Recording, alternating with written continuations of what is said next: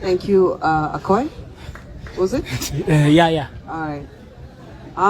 And the scouts that I saw before, I know you were standing in the heat, and I'm so sorry about that, but thank you so much for welcoming us. I was a scout in school, that's why I recognize. I was just saying thank you. All right.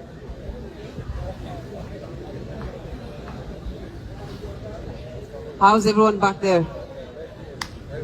That's a...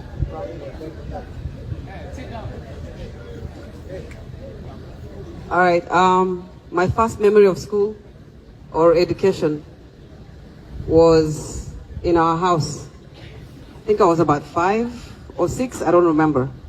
But it was my father that taught me how to write on the sand. He would take a stick, he'd be sitting on a chair, just like today. He would have a small table in front there, just like the ministers. And when he was done with his meetings, he would have time for me. I was the only child for a good time. So as his only child, the man actually had time to teach. I don't think he ever taught any of my siblings, but he taught me.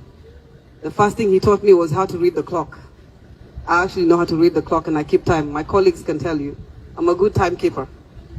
Until today, I don't like wasting people's time and I don't like people wasting my time. I'm very adamant about that.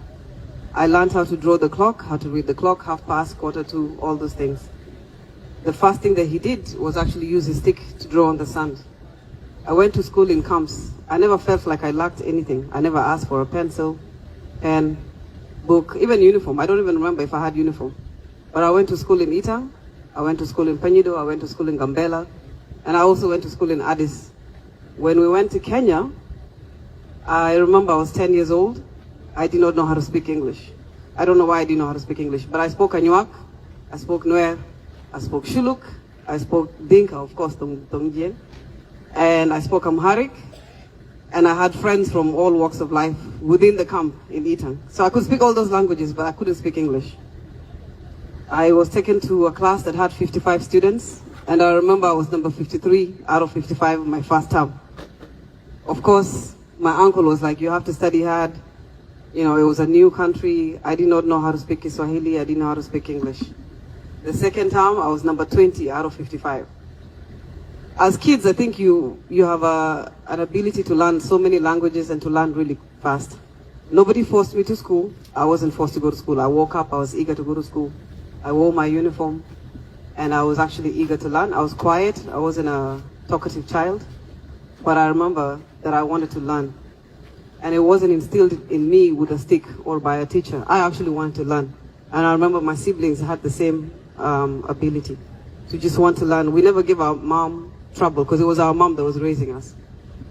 The second thing I would like to say is that my second memory of school in Kenya was when December, which was usually the last month that schools would close for Christmas, I was actually number 4 out of I don't know how many students. And I ran home with my report card. My mom was back from, I think, Sudan at the time, because she would frequently visit.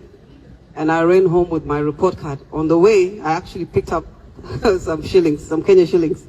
So I went home, I was celebrating. My mom gave me 20 shillings, which was a coin. Those of you that know Kenyan coins, it was a 20 shilling coin. And I ran to my friends that used to be outside. I grew up with other South Sudanese kids as well. So I ran to them outside, and we actually had soda. Soda used to be 5 shillings. I think 5 cents or 5 shillings, I can't remember. But I bought everybody. We all had the big soda that you see in Uganda now. And we celebrated. So school is very important. It creates a foundation for you. I did not have to be beaten to know that boys were a no-no. So for those of you that have boyfriends here, I don't know how you do it, but I wouldn't advise it. You're too young. Keep the baby away for when you're ready. Keep the other baby away too, not just the man baby, but the baby that you'll carry with you for the rest of your life. Secondary education leads you to now a world full of open opportunities. You will have so many chances to meet other people of other races. You will have so many opportunities to interact with people from all walks of life. I don't think a wall makes a school, and I'm not saying that your wall is not important. The classroom doesn't make a school. It's where you are, where your heart is, what your intentions are, what your opportunities are, your future. When you envision your future and you want a better life for yourself, no one will have to push you to do anything. As the Ask Foundation, we are here to help you and support you with the tools that you need to help better your education. As our education consultant said, we're not here to do everything for you. You will put your hands together as a community, as a school, to do whatever you can on your own, and we will come to support you. We are that backbone that you need, but we also need you to help us help you. I don't know if that makes any sense. Does that make sense? Am I speaking too fast? Can you hear me? Can you understand me? Can those guys understand me? No?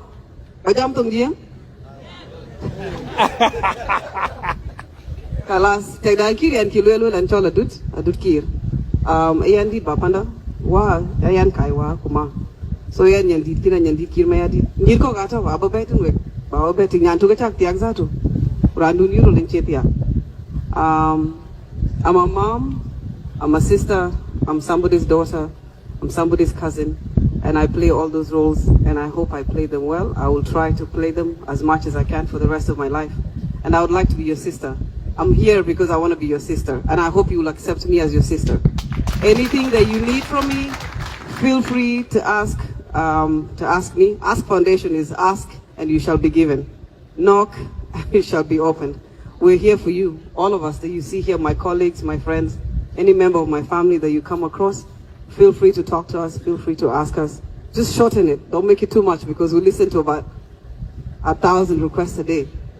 But I would like to be able to serve each and every one of you in the capacity that I can, if that's okay with you. So help us help you, and please let's continue supporting one another. Thank you so much.